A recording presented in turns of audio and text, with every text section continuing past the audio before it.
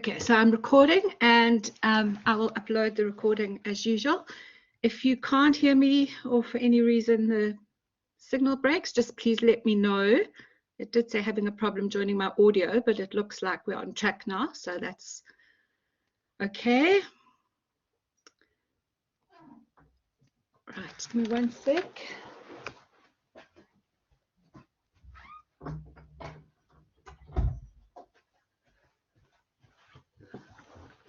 Right, welcome everybody onto our second learning unit.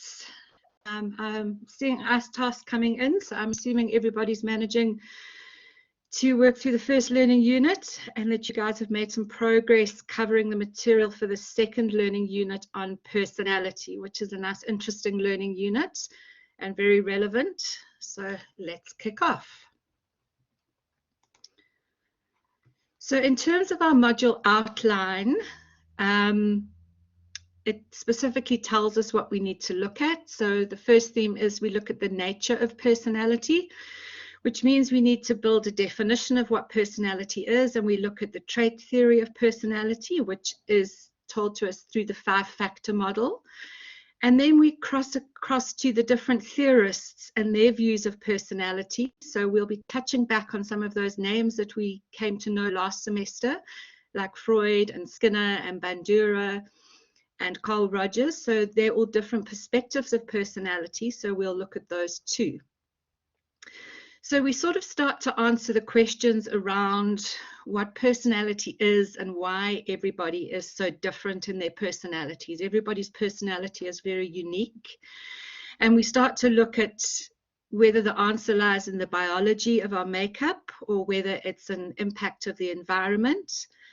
And over time, the theories of personality have grown, and many different approaches. And instead of now just discussing personality quite generally, research can now narrow down to specific issues in personality. So that's around the evolution of psychology and the evolution of the different theorists, as well as personality itself.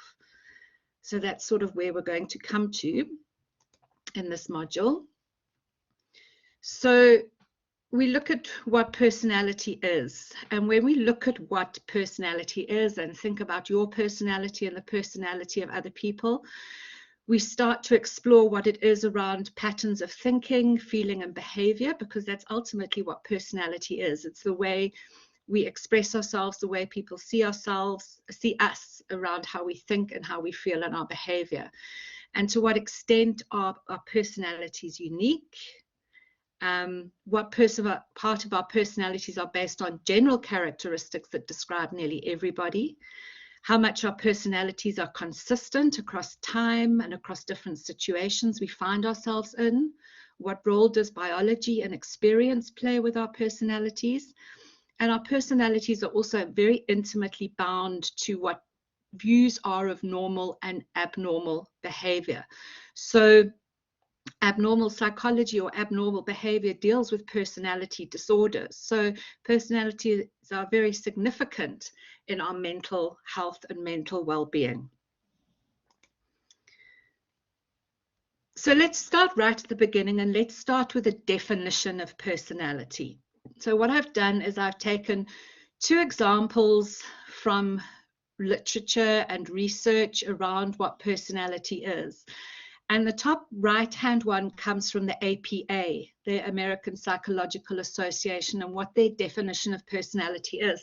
And as we work through the material, just remain cognizant of what this definition is, because you'll sometimes be looking at a theory of personality and you think, well, how does that relate to my personality or to me? But personality is quite a broad subject matter.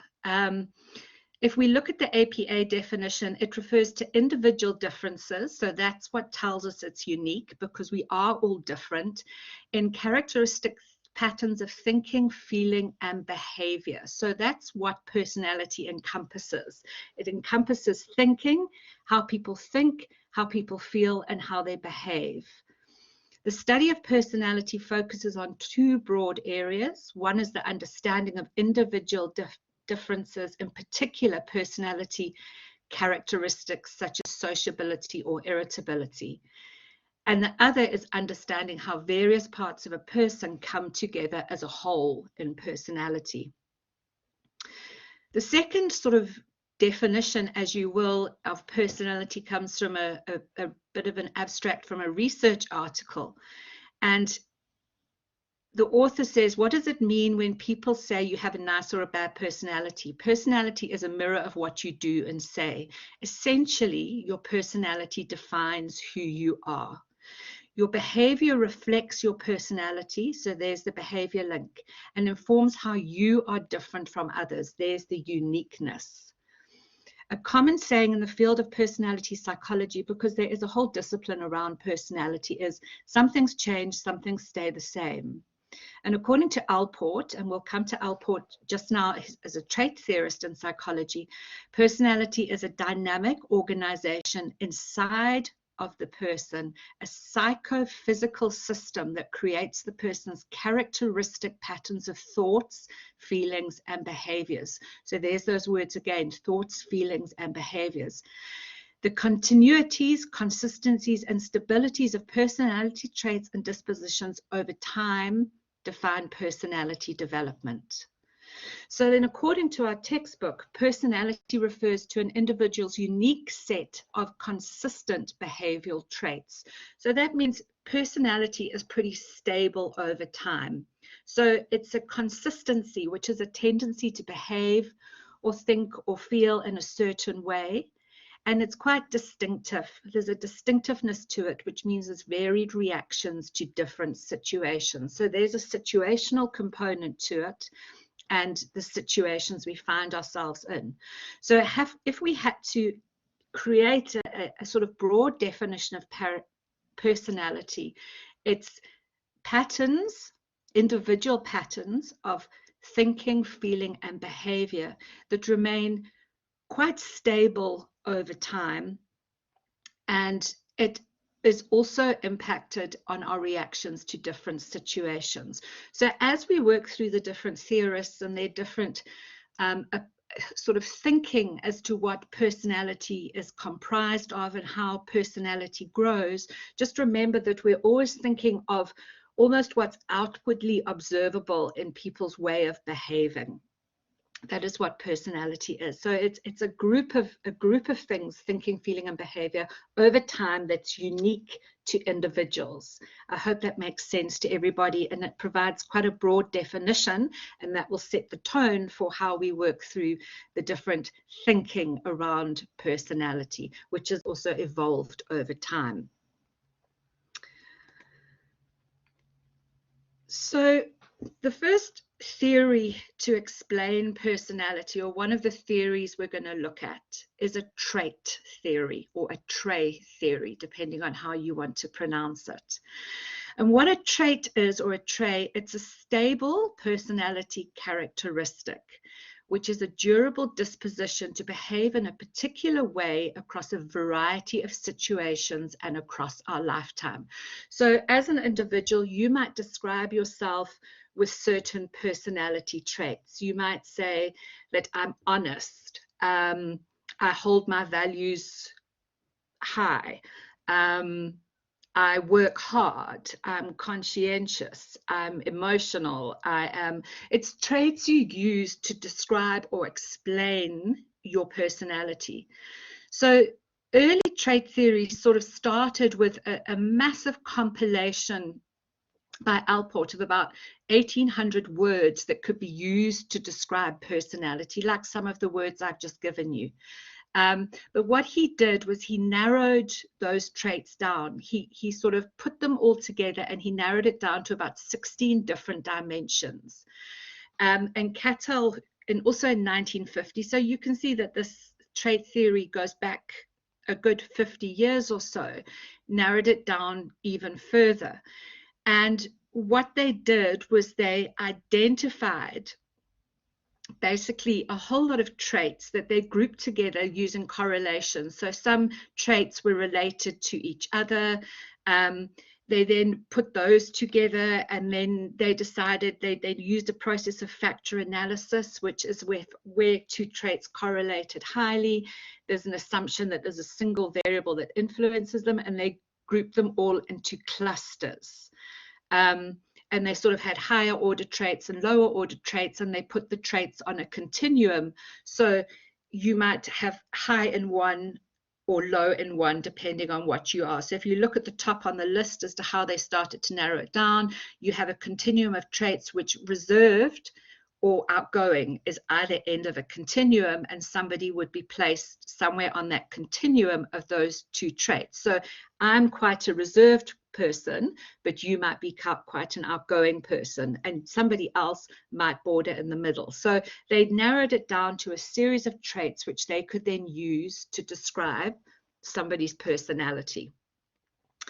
So what happened thereafter is it got narrowed down even further. And this was more recently, and what that was narrowed down to what they call the big 5 personality traits, or the 5-factor model. And that was by McRae and Costa. So they arrived at this much simpler, so 1,800 words to describe personality have now been narrowed down to what they call the big 5. So again, this sits on a continuum between a high and a low in that particular personality trait. And they say that these traits pretty much count for most of the individual differences between people. So the way you can remember it, if you need to remember it, is ocean, O-C-E-A-N, and those refer to the traits. So the first trait that they describe is openness. So openness is the trait, and somebody can score highly on that trait of openness or low. So openness means you are curious, you're flexible, you might have a vivid fantasy process, imaginative, artistic sensitivity, and unconventional attitudes. Okay, if you score low on the traits, you're pretty conventional and you prefer routine. So the high and the low is either end, but obviously somebody can score in the middle of that. But that's the first trait that they identified as being responsible for a number of differences between people. The second trait they identified was conscientiousness. So conscientious people are diligent, disciplined, well-organized, punctual, and dependable. If you are not conscientious, then you are impulsive, careless, and disorganized. So I feel I'm quite conscientious, but I do know that at times I am impulsive, careless, and disorganized. So ultimately, a lot of that can be bound to the situation people find themselves in. But generally, if you had to do some kind of personality test through a series of questions, you'd be placed somewhere in that continuum. Extroversion is another one. So you can score low on extroversion or high on extroversion. So obviously the low end of extroversion would really be introversion. And someone who has got a high extroversion score means that that person is outgoing, sociable, upbeat, friendly, and assertive. Some trait models refer to this as positive emotionality. Agreeableness is the fourth trait that they identified as being responsible for a lot of individual differences. So it's associated with people who are sympathetic, trusting, and cooperative, modest, and straightforward. And it might have its roots in those in the early emergence of temperament in children. So agreeableness. If you're not agreeable, if you score low on agreeableness, you're critical, uncooperative, and suspicious. And the last trait that they identified is neuroticism, which is basically a tendency towards unstable emotions. So obviously with neuroticism, it's maybe preferable to score low on that, where you're calm, even, tempered, and secure. Someone who scores high on a neuroticism trait is anxious, unhappy, prone to negative emotions, maybe insecure and vulnerable, which in a way is negative emotionality. So that is the trait theory of personality, and it's identifying those traits in people that is responsible for the differences, and they narrow that down to these 5 particular traits. Now, I know in some previous papers or assignments, there have been questions like identify or describe the 5 traits and give an example for yourself as to which trait or where in a trait you might find yourself with an example. So again, it's being able to look at the trait theory, and there are many personality profiles that use this to do personality inventories and things on people. But if you have got an understanding of yourself, you should be able to sort of place yourself somewhere in those traits and be able to describe why you say that. So again, a little bit of reflection on our own personality should be able to make this clearer for us. So does everybody understand what the trait theory is? Okay. So then over time, we have got a number of theorists that have sort of worked in the field of personality psychology. And we've seen these people before in our previous studies. So now we're going to look at what their views are around personality. So in this case, we look at 4 different perspectives towards personality. We look at the psychodynamic view, which is really by Freud and Jung. We look at a behavioral view of personality, which is Skinner and Bandura. We look at a humanistic view, which is Carl Rogers and Maslow, and we look at a biological view. So for each of these viewpoints, we look at who the theorist is and what their orientation is towards personality. We look at the source of data and how they observe that. We look at their key assumptions, and we look at the model of personality structure. So like anything, there are all these different approaches to personality.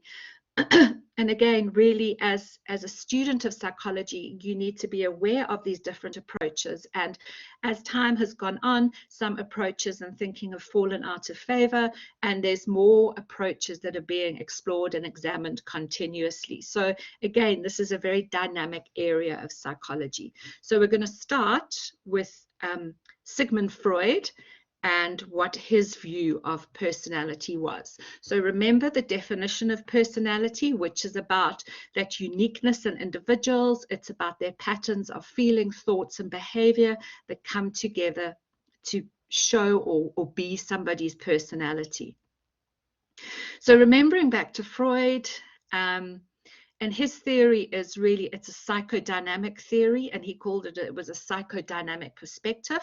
And basically what that means is, from Freud's perspective, and sometimes this is hard to grapple with because it might not be logical to you now, but his theory about psychodynamic approaches was that the body has got a psychic energy which moves between different compartments, and it's based on the law of thermodynamics, that energy in a closed system can move and change but can't be created or destroyed. So everything is already inside of us when we're born. It's an energy. It can't change, or it can't be created or destroyed, but it can move and change. So he used the process of psychoanalysis, which I think we have discussed, which is a treatment approach. It's a verbal interaction between him and a patient, often used in patients with hysteria or irrational fears, obsessions, and anxieties. And that's the approach he used to understand people and to move into their unconscious, which we'll come to.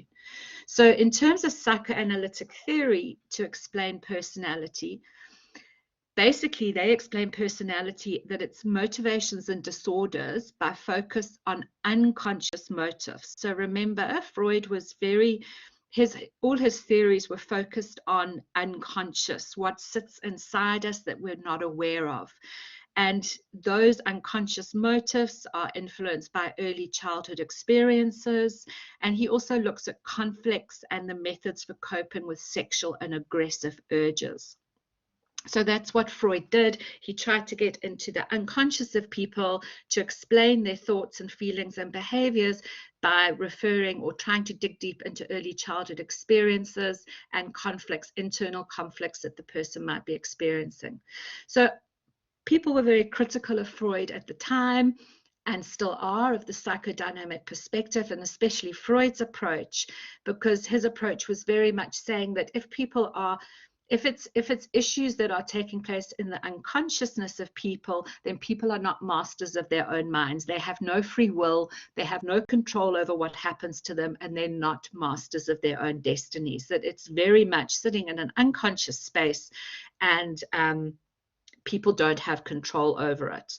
And obviously a lot of his work was to do with sexual repression and sexuality in various forms. So he really did sort of offend those people with conservative values, because this was many, many years ago, where those kinds of issues around sexuality were sort of beyond what people would talk about. So those are the criticisms of his theory, but we'll go into them in a little more detail now.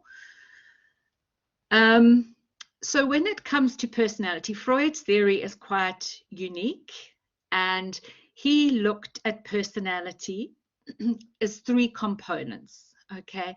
And behavior, how people behave, is a result of an interaction between these three components that sit inside our being.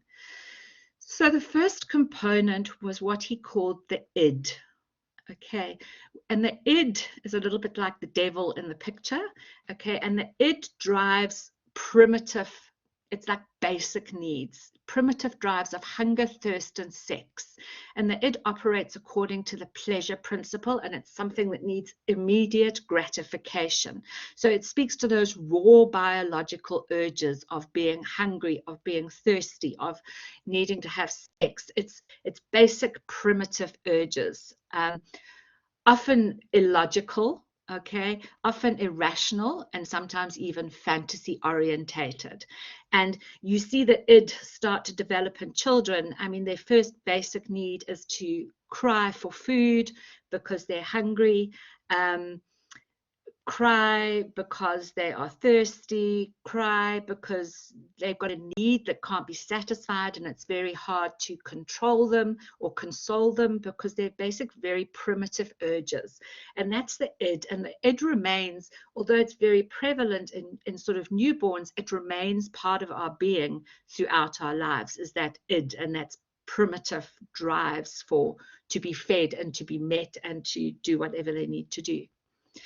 So then the ego develops, and the ego is basically the decision-making part of our system, which operates very much according to reality.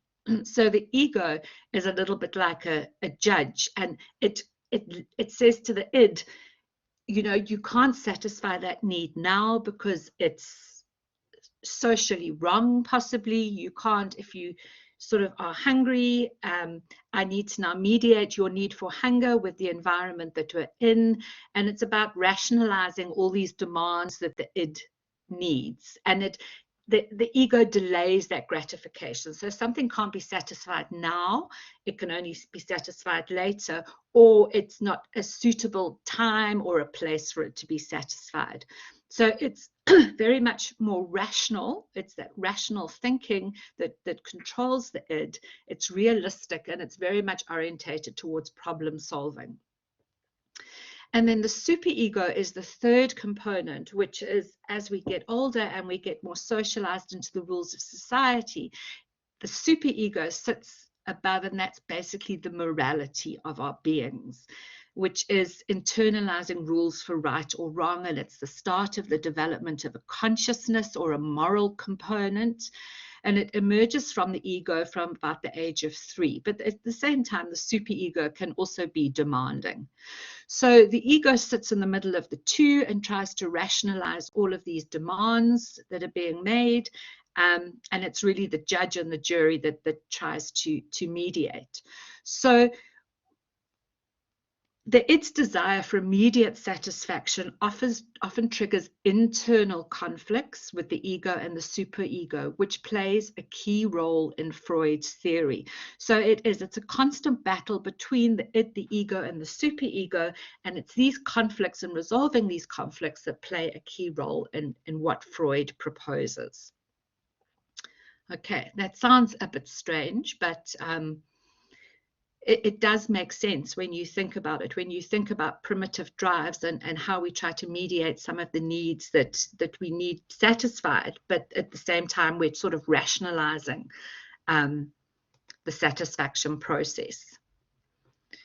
So Freud also said he was aware, and he worked very much in that unconscious space of people. And he said, basically, people have 3 levels of awareness. They have what's conscious, what we're aware of. It's our contact with the outside world. And he uses this iceberg model to sort of represent this picture to us. We have the pre-conscious, which is just below the surface of the awareness, which can be accessed through certain ways. And a large portion of awareness is our unconscious. So the enormous size of the unconscious is often dramatized by comparing it to the portion of an iceberg that lies below the surface. So where we have the id, the ego, and the superego, which operate according to different principles and different modes of thinking, this is how they link. In Freud's model, the id is entirely unconscious. It sits there in the unconscious space, and the ego and the superego operate at all 3 levels of awareness. So how do we observe what's in the unconscious? He looked at things like slips of the tongue, which we've spoken about, and dream analysis to reveal hidden desires, and the use of psychoanalysis to discover inner conflicts. So he all the time was trying to get down into that unconscious process where the id sits. The ego sits in the conscious space and in the pre-conscious space, and it drops into the unconscious, and the superego operates also across the unconscious, the pre-conscious, and into the consciousness. But that id, that primary pleasure principle sits in our unconscious, and that's what he tried to do all the time, was to dig down into our unconsciousness to try and find out what was causing our problems. So the behavior that people exhibit is an outcome of those internal conflicts between the id, the ego, and the superego that are always in conflict, with the ego trying to rationalize behavior and the superego imposing morals and societal values, and the id wanting immediate gratification. And those conflicts, okay, is what causes our behavior. So if someone is exhibiting hysteria, for an example, it would be some kind of conflict between those 3. At the same time, Freud would try to get into the unconscious to try and determine what was causing that conflict. So the id's desire for immediate satisfaction often triggers internal conflicts with the ego and the superego. That plays the key role in Freud's theory. So there's a lot of reading you can do around Freud and the ego and the superego, and that really hopefully gives you an understanding of what he considers to be those 3 components of personality and what influences people's behavior. So he also looked at aggression, and he looked at sexual frustration, sexual drive, and people are dominated by conflict, and basically individuals just move from one conflict to the next. There's never a stable moment in our lives. There's always a battle going on. Conflicts centering on sexual and aggressive impulses are likely to have far-reaching consequences, and inconsistent messages cause confusion, and urges are thwarted by more regular social norms. So the example he gives is imagine lying across, or the example that's in your book is imagine lurching across your bed to turn off your alarm clock as it rings loudly. It's 7 a.m. It's time to get up for your psychology class. However, your id, which we know operates on the pleasure principle, urges you to return to the immediate gratification of additional sleep. Your ego, which operates according to the reality principle, points out to you that you need to go to class because you haven't been able to figure out the textbook on your own. Your id, in its typical unrealistic fashion, assures you that you'll get an A mark that you need and suggests going back to a dream about suggest going back to dream about how impressed your roommates will be. Just as you're relaxing, your superego jumps in. It tries to make you feel guilty about all the money your parents paid in tuition for the class that you're about to skip. You haven't even got out of bed yet, but there's always a huge battle in your psyche. Okay, so that's an example of how the id, the ego, and the superego operate in conflict, which could cause anxiety before you've even got out of bed in the morning. So anxiety is also a key term in Freud's theory. And he looks at one of the ways to deal with anxiety that we would feel in situations like that is around defense mechanisms. So the conflicts often played out in the unconscious surface as anxiety in our conscious awareness. So what is seen in the consciousness of us is we feel anxious, but we're often not sure where it's coming from, because where it's coming from is played out in our unconscious, but we just know that we're feeling anxious. So Freud's process of psychoanalysis would try to get into our unconscious to try and understand that anxiety. And we cope with anxiety in different ways, but the way that Freud proposed, in a way that I think is still very relevant, and these are probably words that you've heard before, is we have defense mechanisms that protect us from anxiety or try to mediate our anxiety. And defense mechanisms basically are unconscious reactions that protect us from negative emotions. So we might not be aware that we are doing these particular things, but it's to protect ourselves from negative emotions. And so basically there's an intrapsychic conflict between the id, the ego, and the superego, which then manifests itself as anxiety to us, and it causes a reliance on defense mechanisms. So the defense mechanisms that Freud identified, the first one is rationalization. Okay, and we've often done that. If we do something and we know that it's maybe wrong or not right, we try to justify our behavior. Okay, so it's a false but plausible excuse to justify unacceptable behavior. We often rationalize our behavior by trying to justify it. Repression, and now that's very much something that Freud worked along, was people have repressed memories, repressed events in their lives, and we bury things in our unconscious. It's about motivated forgetting. So that's a defense mechanism to reduce anxiety, is to repress something. We project something, so we actually attribute what we're thinking and feeling to somebody else, and we move the blame to them. Okay, we attribute our own thoughts and feelings to somebody else, we project onto somebody. Displacement is to divert emotional feelings to a substitute target. So it's almost like, I suppose in gym, if you go to gym and you're having a very bad day and you're very anxious, you might go and find the boxing thing and bang it away because you are displacing your negative feelings onto something else. Reaction formation is we behave in completely the opposite way. Regression is people regress, they revert to childlike behaviors, which helps them cope with their anxiety, immature behavior patterns. We might identify with other groups. We might bolster our own self-esteem by identifying with imaginary or real alliances with other people, or we might process of sublimation, which is where unacceptable impulses are channeled into socially acceptable or admirable behaviors. So those are the processes that Freud sort of described that people cope with anxiety. But remembering that personality is about how we think, feel, and behave, the consciousness of anxiety obviously has an impact on people's personality as well as how they justify their anxiety. So according to Freud, when it comes to personality development, he has a stage theory, and we spoke about stage theories. It's one stage starts and then it finishes, and the next stage builds on that, and then the next stage and the next stage, like a staircase. But people, according to Freud, can get stuck in various stages and not be able to progress. So he said that the basic personality of people is laid down by the age of 5. So those early childhood years are very important with the development of personality, and it's obviously as the id, the ego, and the superego develop over time.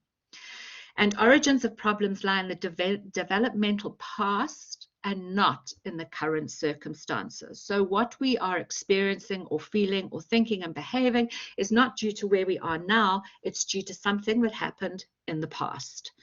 And he proposed 5 stages of what he called psychosexual development. His 5 stages are oral, anal, phallic, latency, and genital. And in each of those stages, there are conflicts. Like we said with the ego and the superego, there's conflicts. And the way those conflicts are handled internally lead to personality development. So all are trying to battle with the unconscious demands of that id, okay? And that's what causes the conflict. And as the stage theory progresses, people can be fixated in a stage through excessive gratification or ultimately frustration of needs and fail to move on. And when you become stuck in that stage, it's called fixated or fixation, which leads to an overemphasis on psychosexual needs prominent during the stage, which leaves a mark on personality. So let's look at the stages. So the oral stage is the very first stage, and it happens between 0 and 1. And it's very much focused, it's called an erotic focus. So this is very much focused on breastfeeding babies, weaning from breast to bottle. The erotic focus is on the mouth, the sucking or biting. So if somebody gets fixated, if there's a conflict in that stage, is that, you know, either they're over excessive gratification in that stage, or their needs aren't met, or a child's needs aren't met in that stage, it can show in later life through something like overeating, maybe smoking. Think about oral, think about your mouth. And what he would say is that if you can't give up smoking, it means that you are fixated in the oral phase of your life. You've never managed to progress to the next stage. His anal phase, which sort of came through between 2 and 3, once the child had resolved this oral phase, really focused on the anus, or expelling or retaining feces, and it was very much linked to toilet training and about regulating biological urges in children. And if that stage is not resolved correctly, there can lead to anxiety in later life about sexual activity. Then there was the phallic stage, which is a strange stage, 4 to 5, which focused very much on the genitals and masturbation. And that role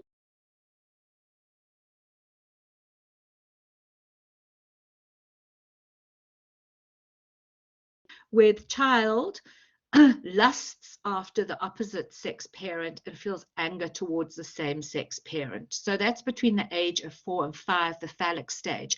And if that is not resolved later on in life,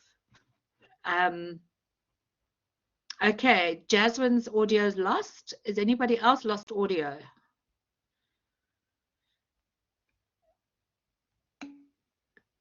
Grace, can you hear me? Okay, Jasmine, it might just be you. I'll give you a second to try and reconnect. So if a child can't resolve that phase, they might be, okay, it did cut for a bit. It might just be the signal. Sorry, Grace, thank you. So the Oedipal complex is between the ages of 4 and 5, where they lust after the opposite sex parent and feel anger towards the same sex parent. And later on in life, that might show itself in sex typing and conscience. And then the 4th stage is latency, which is quite a normal stage about expanding social contracts. And the final stage from puberty onwards is the genital stage. And that's where the erotic focus is on the genitals, being sexually intimate and establishing intimate relationships with people and contributing to society. So that's Freud's idea of how personality develops, and how personality in later life is very much dependent on what happened to the child, specifically between the ages of sort of 0 and 5, and how they overcome these conflicts. And it's a little bit of a strange theory, and you can understand why they say that the conservative community in those days were not terribly happy with his theories. Okay, so I think that's the end of Freud. And Carl Jung then came to the party, and he studied under Freud. He also had a psychodynamic approach, but he broke away from Freud eventually. And although he also worked in the unconsciousness and with Freud, he then went on further to develop what he called the personal unconsciousness, which is very much about the individual. It's material that's been repressed or forgotten, the personal unconscious, to you, unique. But he also then established the collective unconscious, which he said as a group of people, as humanity, that in our collective unconscious, so together as a group, there are traces of memories from our ancestral pasts, which are shared with the entire human race. So as much as people had their own personal unconscious, there was a collective unconscious that belonged to the whole human race. Okay, and the collective unconscious came into our personality or into our consciousness through archetypes, which were basically ancestral memories with universal meaning, which showed up in our dreams, which or through art or through literature. So a character like a hero, most cultures have a hero. A situation a lot of cultures have returning from the dead. Those are archetypes of a shared collective unconsciousness. So that's where Jung went with his personality approach. So psychodynamic theories, which is Freud and Jung, have resulted in groundbreaking insights about the unconscious, the role of internal conflicts, the importance of early childhood experiences in personality development, but on the downside, they've been criticized because they have poor testability and there's inadequate empirical evidence and very much male-centered views. So those are their two theories around personality development. So then the next set of theories is the behaviorists, and that was Skinner and later on Bandura, and we've done behaviorism in detail, I think, in last semester. So behaviorism, just to refresh, is that orientation that on the premise that scientific psychology should only be studied on observable behavior. And operant conditioning, although is not a theory of personality, can be rather applied to explain somebody's personality. Okay, and we'll see how that works now. So the behaviorist view, just to recap, is the emphasis on learning is important. Remember, we looked at classical conditioning, operant conditioning, and modeling. So learning is an important part of personality. The role of the environment and the influence that that has on personality is important. And because we change over our lifetime with our behavior as we evolve, as we grow, therefore there's a lifetime of changes in our personality. So personality can evolve over time due to the experiences that we go through. So very much that our external environment molds our behavior. And consistent response patterns of behavior are acquired through experience. So personality is a collection. That's what it is. He's explaining personality as a collection of response tendencies tied to situations, certain situations in our day-to-day lives, and the strength of which depends on past conditioning. So personality, therefore, is a product of operant conditioning, favorable consequences, behavior is repeated. So remember that. That's what we learned. We learned that when the outcome is positive, then that behavior is repeated, and behavior is part of our personality. So the example is about operant response tendencies. A stimulus situation could be you go to a party where you don't know many people. So your response tendency one is to circulate, speaking only to others if they approach you first, stick close to the people you already know, politely withdraw by getting wrapped up in the host's book collection, or leave at the first opportunity. So all of those response tendencies, you sort of repeat the response tendencies that suit you or your personality, and that's ultimately what will guide your behavior and your growth of personality. So it sounded a bit muddled, but anyway, we'll come back to it if you've got a problem. So Bandura was also a behaviorist. Okay, remember Bandura, and he had the social cognitive learning theory, which focuses on how cognitive factors such as expectancies regulate our learning. So we're still talking about learning, okay? And much of Bandura's work is focused on the acquisition and modification of personality traits in children. That's what a lot of his work did, particularly as they're affected with observational learning or modeling, which he argues plays a significant role in determining behavior. So Bandura had the Bobo doll. Remember the modeling and the Bobo doll and the child beating up the Bobo doll, affected by observational learning or modeling, which plays a role in the determination of subsequent behavior. So therefore, observational learning is very important in shaping personality. His theory of observational learning holds the behavior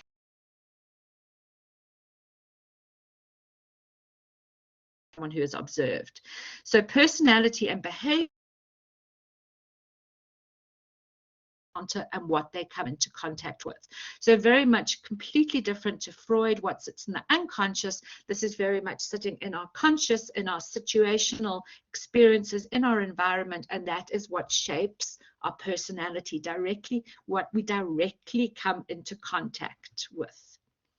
So the social cognitive learning theory basically is about reciprocal determinism, that there's three components. There's our behavior, there's external factors in our environment which reinforce our behavior. It's our social and physical environment. And there's internal factors like beliefs, traits, and thoughts. And all of those three operate continually against each other. So those arrows go backwards and forwards. So it's behavior and external factors. External factors influence behavior. Behavior influences external factors. External factors influence internal factors. Internal factors influence external factors. So personality and situations interact, and basically we can influence what situations we choose to encounter, and we can choose how we want to think about those situations, which can reinforce personality traits. So if you're an open sort of score high on openness and you are into adventure and excitement, you might go bungee jumping. That could be your behavior. You might have friends who they also love bungee jumping, and you talk about bungee all the time that you're with them. You've got internal factors that you are somebody who's always wanting to experience new things, so therefore you go bungee jumping. Therefore you meet people who talk about bungee jumping, you talk about bungee jumping to them, and they're active bungee jumping, and it almost becomes like reciprocal determinism, that all of those three things, how we think, how we feel, and what's in our environment, reinforces that love or need to go bungee jumping. So those three all interact together. So like aggression, many other characteristics are learned in the same manner. So like we saw with the Bobo doll around aggression, similar characteristics can be learned in the same way. So an example is a person who is afraid of flying on airplanes will act nervous, scared, and out of the ordinary, which would be very much a personal factor. They're very nervous, they're very scared. They get on the plane, this causes other people on the plane to become agitated and worried.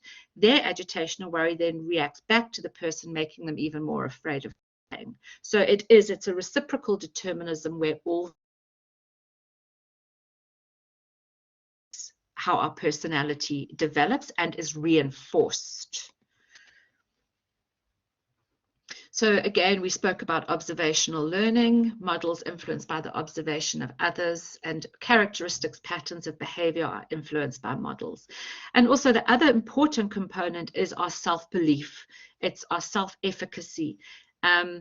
So a lot of our personality is determined by what we believe about our own capacity to execute behaviors necessary to achieve certain things, our own confidence in our ability to be able to do something.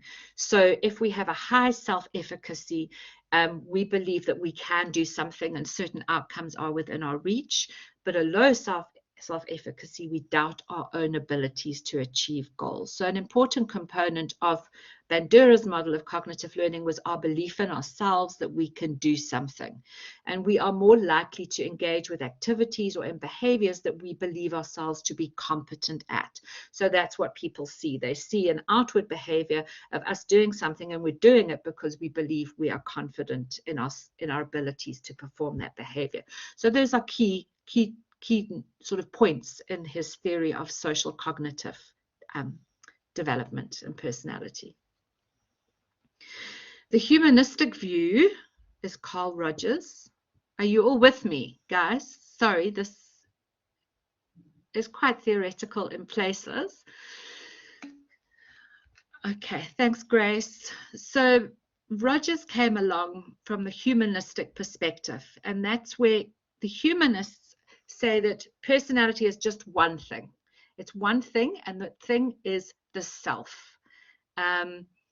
The humanists, what underpinned the humanist sort of theories is that people, individuals, are conscious people. We are rational beings who are basically all unique and basically good.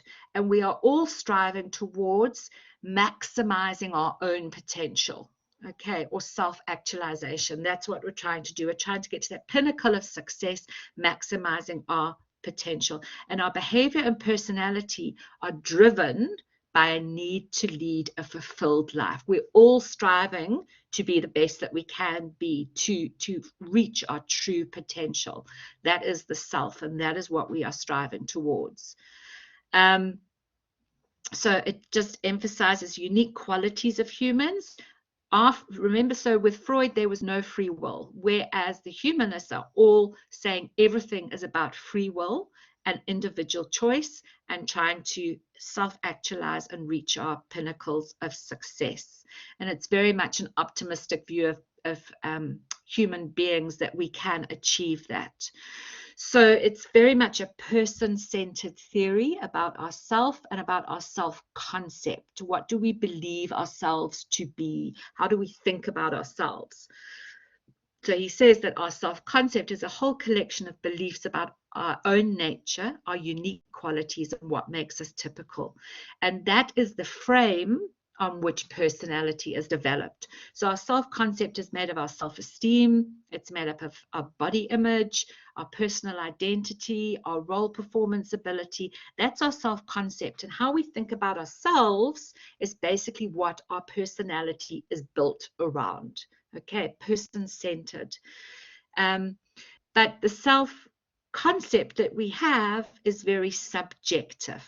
Okay, how we think about ourselves is not necessarily how we are seen by others, or it might not be consistent with reality. We might have one view of ourselves, but how other people see us or the reality we live in means that there is a gap between a real self and an ideal self.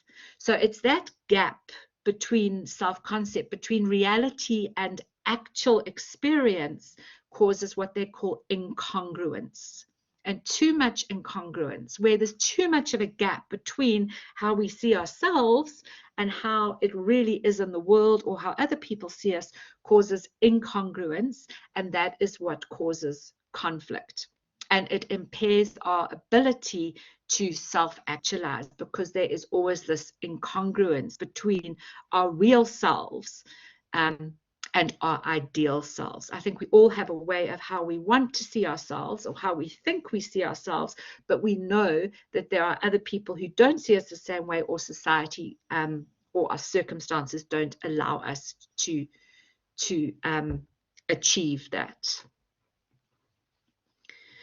So the development of self, this personal self, is nurtured from early on. Okay, it's important when we look at children when they grow up, is that development of self-concept, self-worth, self-esteem is nurtured from early on, basically through unconditional love from parents, basically, that there's no conditions attached to the love I give you.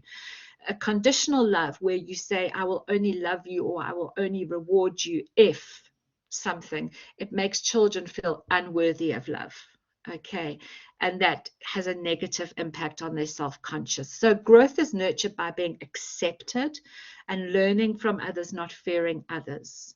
Okay, and bound by that is unconditional positive regard, which means people accept us no matter what. So that's about how the self develops, and it's how important the early years are to providing that foundation of unconditional love and assurance that help people nurture a strong self-concept. So when self-concepts don't match, like we spoke about, and they're threatened, then that results in anxiety. Again, we're speaking about anxiety, and in order to ward off anxiety, people ignore, deny, and twist reality to perpetuate and protect their self-concept. Okay, so Rogers' theories of development posits that conditional love leads to a need. So where there's conditions attached to being loved leads to a need to distort experiences, which foster an incongruent self-concept. Incongruence makes one prone to recurrent anxiety, which triggers defensive behaviors, which fuels more incongruence. So that is how the humanistic theorists, or specifically Rogers, looked at sort of personality and personality, the impact in behaviors and personality development. And then we had Maslow come in, and I'm sure you must have all heard about Maslow, and I think we've looked at Maslow before. Again, a humanist. Maslow's hierarchy of needs is basically a systematic arrangement of needs according to priority. So those basic needs at the bottom of the pyramid, the physiological needs for food, water, warmth, and rest, need to be met before the less basic needs are aroused. So basically what Maslow did, he set out to describe what a healthy personality looked like. He studied people who had actually achieved that point of self-actualization, achieved their true potential. But in order to do that, they had to work up the pyramid. So you can't deal with security and safety if your physiological needs are not met, if you are hungry, if you are thirsty, if you are cold. So once those needs are met, you can start to do work on needs of safety. You can only move into the next stage about relationships, friends, belonging, and love when you have got your physiological needs met and your needs for safety met. And once you've established those relationships, then you can start to work on your needs, your self-esteem, which is feelings of accomplishment. So those are your psychological needs. So we can't deal with our psychological needs when our basic needs are not met. So he had actual characteristics. He looked at self-actualizing people, and he saw those as having exceptionally healthy personalities, and they were marked by continued growth. So what you've got there is a table that shows what he saw, or just some points of what he saw when you reach that pinnacle with a healthy personality.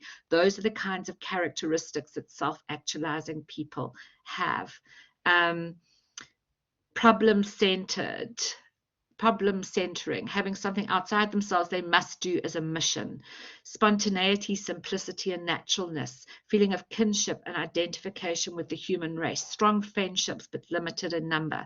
So those are personality characteristics of people with healthy personalities, and that's where people should strive towards.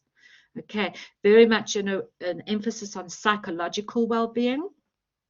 And again, poor testability is a set of theories not very testable, an unrealistic view of human nature, and not terribly research orientated. And we have a few more minutes. Just jump quickly to the biological view. So now this is taking psychology sort of out of the equation and going back to actual biology. And there's a genetic influence in personality. That was the first point. And so basically, our personality can be genetically determined. So he believes, this is Eisnick, who was one of the theorists in the biological view, believes that genes influence physiological functioning, thereby influencing the ease with which conditioned responses are acquired. So he studied introversion and extroversion, and he saw that as differences resulting from differences in the nervous system. So it's very much a biological base. Personality traits are inherited. So we know that most of the studies around traits or genetic traits is research through twin studies. And he had twins who were identical and reared apart. So difference between identical and fraternal twins, and twins that were identical and reared apart were more similar in personality than fraternal twins reared together. Therefore, because they are more similar, it means it must be a genetic link between personality or a biological link between genetics and personality. So that's basically a case for genetic influence. The evolutionary perspective of personality, and it speaks to traits, is about natural selection, survival, and reproduction, which says basically nature and evolution has favored certain traits as well as the ability to recognize traits in others. So if we look at reproductive fitness, because the goal of evolution is to survive and reproduce, we look for traits in people who are similar to us, who we would want to mate with or to live the rest of our lives with in order to continue to reproduce. So evolution has sort of guided how traits develop and ensure that we look for people with similar traits to us.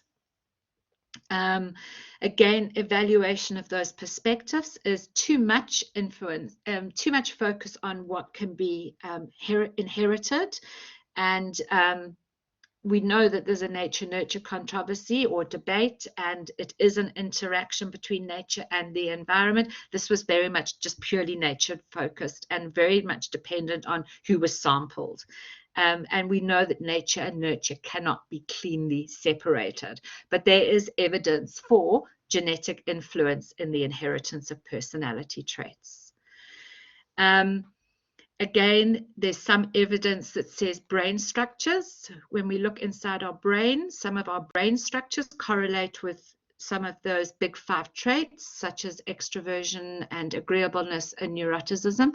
And when we look at brain structure and brain function, we know that personality can be altered by drugs. When we take drugs, our personality can change. Therefore, there has to be a link between those neurotransmitters that the drugs influence and personality. So again, that's looking at the biological structure of the brain and the neurotransmitters to say that in the biological approach, brain structures can also influence personality. Personality and culture are also an area of discussion. So Western constructs of personality, are they relevant to other cultures, and are there differences in personality traits? So Western culture, look at an American culture, for example, fosters independence. From a young age, children are raised to say that I'm special, I need to learn to stick out in a crowd, I'm defined in terms of my personal attributes, I'm defined by my accomplishments, I'm defined by what I own. Very much an independent way of raising children. You raise them to be independent, whereas other cultures foster interdependence. So, a family are dependent on each other, people are not measured by their material possessions or their accomplishments. It's all around interdependence. So that speaks to different worldviews. So the Western worldview, for example, fosters very individualistic cultures, very much about the individual, whereas Eastern cultures are more collectivist. African cultures are very collective, about working as a group, doing what's best for society. Families and communities have a central role. So there is a cultural difference, which has an impact on people's personalities, different worldviews and different systems. So can cultural differences lead to cultural differences in self-enhancement and focusing on positive feedback from others. So those are the worldviews about how culture can shape and define personality. Okay. And the final slide is the last piece, and this isn't really mentioned in your notes, in your module outline, but it's Bronfenbrenner's ecological theory, which basically says the context in which somebody lives is the most important thing. If we put the child at the center, and the development of the child and the development of personality, the child sits in a series of systems. So you have the child in the middle, you have a microsystem around the child, which is the parent, the family, the school, the teachers, the neighborhood. All of that has an impact on the child and obviously on the child's development and on personality. All of those factors interact in the mesosystem. The exosystem is the extended family, and so on. So very much personality is developed by the context in which a child is raised. Okay, and because circumstances are always changing historically, politically, socioeconomically, the development of a child or the way it's viewed is always changing and is not static. So guys, that is a very quick, feels like quite an arduous overview of personality, but I hope you get to the point where you understand the approach this takes. There's a nice okay, I'll come to you now, Jasmine. At the end of your section, there's this nice illustrated overview, which then summarizes it quite nicely. So I reckon you just go and focus on that and work backwards from that and make sure you understand it. So looking at those different orientations, looking at how those theorists actually sourced their data and their observations, what their key assumptions were, their different models of personality, their views of personality development, and ultimately the roots of disorders. So that is the end. Let me just check Jasmine's message. I wonder if you are able to help me. That's fine, Jasmine. You can pop me an email. I'll see if I can help you. That would be great. I can try. So yeah, guys, that's personality. I will upload the recording tomorrow. I will upload the slides for you. Nobody's asked any questions. I thought it was not going to be too long, but it seemed to take a little while. So if there's no questions, any questions? No questions. Guys, have a good evening further, and I'll see you soon. Please send me an email if you've got any problems. I'm happy to help. I have sent you a link to your assignment, so hopefully you have also had a look at your assignment. I haven't looked at it in too much detail yet. I will. And we'll have a national support session before the assignment is due. Carry on doing your ICE tasks, and yeah, pop me an email if you've got any problems. Are you all good?